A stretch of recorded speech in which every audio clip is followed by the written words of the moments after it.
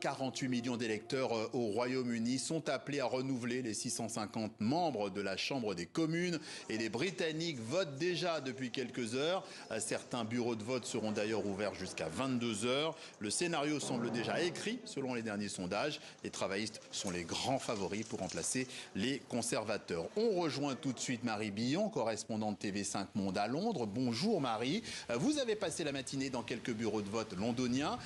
Quel est l'état d'esprit des votants que vous avez croisés?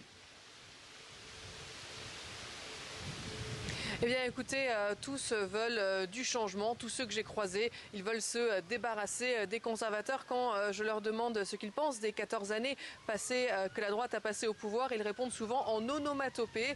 Alors j'ai pu parler un peu plus notamment à Pat, 67 ans, cette retraitée qui a toute sa vie voté pour la droite conservatrice et qui aujourd'hui pour la première fois a voté pour la gauche du Labour. Elle en veut en particulier à Boris Johnson qui a fait la fête avec d'autres membres de son gouvernement pendant que le pays était confiné pendant le Covid. Elle ne lui a pas pardonné. Et puis j'ai rencontré aussi Benjamin, 32 ans, qui a toujours voté travailliste et qui aujourd'hui a voté travailliste encore, mais qui n'est pas très enthousiasmé par Keir Starmer, qui est le chef de la gauche travailliste. Et puis Tom, 35 ans, qui est tellement certain de la victoire de la gauche qu'il a voté vert parce qu'il trouve que l'environnement n'a pas assez figuré dans cette campagne.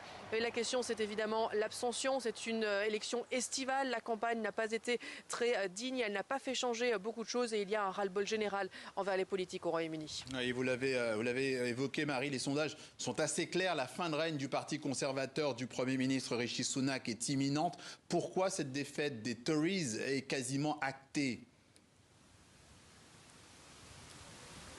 Eh bien écoutez, ça fait 14 ans qu'ils sont au pouvoir, ils sont arrivés en 2010 et ils se sont de plus en plus droitisés pendant ces 14 années qui ont été très mouvementées. Il y a eu bien sûr le vote du Brexit en 2016, il y a eu Boris Johnson, les fêtes pendant le confinement, le Covid et puis Liz Truss, la première ministre qui a succédé à Boris Johnson qui n'est resté que quelques semaines et qui a réussi à plomber l'économie et à faire s'envoler les taux d'intérêt pour les Britanniques. Et puis Rishi Sunak qui lui a succédé, l'actuel Premier ministre, n'a pas réussi à rétablir la réputation de son parti. Je vous l'ai dit, les Britanniques veulent du changement. Ils veulent aussi des politiques qui ne font pas la une de l'actualité. Et Keir Starmer, qui est un homme qui ne fait pas rêver en tant que personnalité, mais qui a l'air solide, qui a l'air calme. Et les Britanniques veulent une politique plus sereine. Et ils estiment que le programme de Keir Starmer, qui ne fait pas rêver non plus, mais qui a l'air solide et à qui les entreprises aussi font confiance, est une manière de changer les choses, même si ça veut dire passer donc de droite pour le gouvernement britannique à gauche.